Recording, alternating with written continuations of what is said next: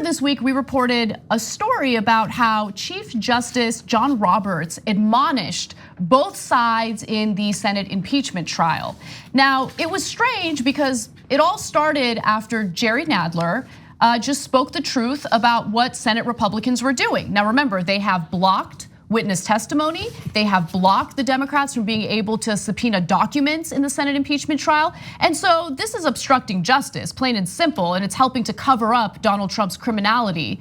But when Jerry Nadler called it out, they began clutching their pearls and crying and whining about it. So here's Jerry Nadler doing something that most Democrats don't do ever, which is speak the truth and do so forcefully. The president is on trial in the Senate, but the Senate is on trial in the eyes of the American people. Will you vote to allow all of the relevant evidence to be presented here? Or will you betray your pledge to be an impartial juror? Will you bring Ambassador Bolton here? Will you permit us to present you with the entire record of the president's misconduct? Or will you instead choose to be complicit in the president's cover-up? So far, I'm sad to say, I see a lot of senators voting for a cover-up. And that's exactly what happened. They voted in favor of Mitch McConnell's resolution that blocked evidence from being presented in the Senate impeachment trial. Now we learn that Collins, who's facing a very tough re-election race in Maine, had given Chief Justice Roberts a letter, like a little note, asking him to do something about Nadler's statements. And as a result, Chief Justice Roberts said this.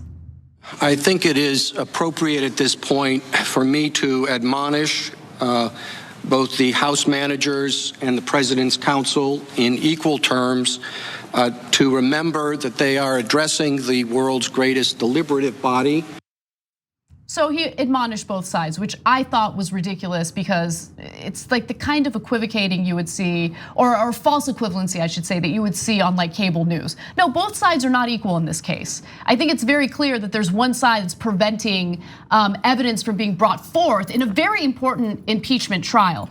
Now, Collins revealed in an interview with the press that she wrote the note to the justice asking him to make sure that the Senate rules on what she believed were unsettling comments applied to the House Judiciary Committee chairman, Jerry Nadler. The rule would strike the words of the senator should they impute a colleague. Now look, this is important because she doesn't want to appear as though she's enabling Donald Trump's criminal behavior in the White House, because that might hurt her chances of getting reelected. She does these like gross, tricky things. The media falls for it. She'll come out with like, in my opinion, a super mild statement disagreeing with Mitch McConnell, and the media will be like, "Ooh, look at Senator Collins. She's so brave. Look at strong words for Mitch McConnell." But when push comes to shove, she votes along with these goons every single time, almost every single time. So what do you guys think? Yeah, I mean, she's a narc for sure. I just can't stand it. I can't stand like the sleazy politicians who don't have a backbone, who don't care about anything other than their own political careers. Well, the media loves this moderate story. I mean, and that's what they've been fighting for. And this is why I've pushed back against the framing of we've been more polarized than we've ever been. That's not true. More people have been given a platform to speak on social media, and more people who have been traditionally disenfranchised as marginalized groups of people have been given an opportunity or fought and pushed through the door to actually speak. So it might sound polarized to you. And in that framework, they love the moderate. They love the person that looks like they're gonna be unifying both sides. And so Collins provides that narrative for them. Right, it's a false narrative. It's absolutely a false narrative, but it's a false narrative within the framework that they are peddling. And that's the problem, is that we're not pushing them around, as you said, the false equivalency of two sides that are equal, two sides that are at fault, which clearly this is not the case. And if she actually wanted to demonstrate her moderateness, then she would push as for witnesses, because if he totally didn't do anything wrong and it was a perfect phone call, then Why would he be afraid of having Bolton, who was his right-hand man for so long, to come and testify, to be subpoenaed? Well, because he is afraid. Yeah. And they all are afraid that if anybody came to the stand of somebody who was a loyalist and then was wronged by Trump, because Trump only looks out for himself, and all these fools are gonna see that pretty soon because they stand in line with him and they are always one little string or one little thread away from being thrown away by this president. And they stand down for him. And every single time. And Collins is always the like, let's all call her office to try, she's the one remaining vote to make sure that Brett Kavanaugh doesn't get through the Senate. And she always folds. Every single time. And she's about to be shown that strategy is not gonna work in Maine because her points are dipping. Yeah, let me just give you that number. A recent poll released last week shows that Collins dropped 10 points in her approval rating in her home state since the end of September, another sign that the senator will face a tough re-election this year. So obviously her attempt to trick the public, to trick her constituents into thinking that she's a reasonable representative for their best interest hasn't worked.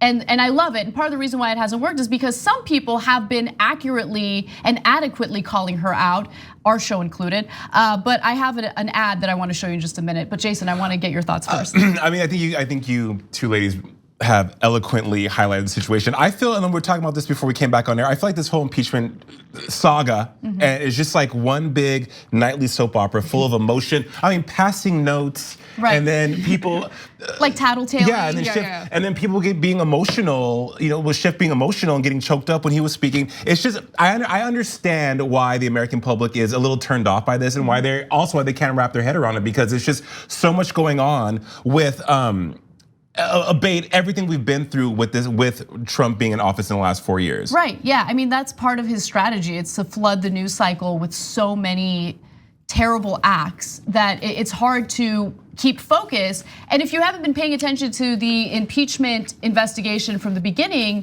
it's hard to follow along, okay? If you wanna start paying attention now and really understand his wrongdoing. And more importantly, it's hard to find news sources that are accurately reporting on what's happening, right? And so, the mainstream media narrative about the moderates and how they might save the day, that's ridiculous. You have Fox News that's doing straight state propaganda, rolling a graphic of Donald Trump's so-called accomplishments while they're covering the impeachment investigation. But look, there are some Republicans who do see the behavior of Republican lawmakers as a huge problem. And so there's this organization, George Conway is one of the advisors of this organization. It's known as the Lincoln Project, and they put out this ad about Collins. These are Republicans, and here's what they put out about Collins. Senator Susan Collins, you aren't doing the job we elected you to do. While Mainers and the American people demand evidence, witnesses, and answers to Trump's corrupt Ukraine scheme, you keep covering for Trump. Oh, sure, you certainly talk a good game. You're concerned, troubled, worried. But one thing you're not? Independent. Madam Senator, this time a finger wag will not cut it. You're a senator, so act like it. You work for Maine, not Mitch McConnell, because Maine demands independence from our leaders. It's something we had with Olympia Snowe and Bill Cohen. Don't embarrass their legacy by protecting corruption. You aren't there to suborn corruption and loyalty to a political party. That's not the Maine way. That's the Trump way. Mainers demand independence, Senator Collins. We want a fair trial in the Senate and honest leadership. So either do your job, Susan Collins, or Maine will find someone who will. I love that ad. It gives me goosebumps. Why are every time Republicans I watch it. so good at messaging? They are. They're vicious because they're vicious and they know how to be vicious, right? So good. It's so good. So that was like tonight on the season finale of President Trump's presidency. Susan Collins. You're right. There is a soap opera dynamic to this. Yeah, completely. Definitely. And that's kind of sad, but at the same time, when it comes to ads like this, I love it. Effective. Yeah. Don't miss your chance to win a trip to Los Angeles and have dinner with Cenk, John, and me. Just head to tyt.com/dinnerinla to register to win. Sign up for a free Aspiration Spend and Save account. Then you just register your eligibility and swipe your Aspiration card daily on purchases to gain entries. Not only are you entering to win a trip to Los Angeles and dinner with TYT hosts, you're also not depositing your hard-earned money into fossil fuel exploration or production.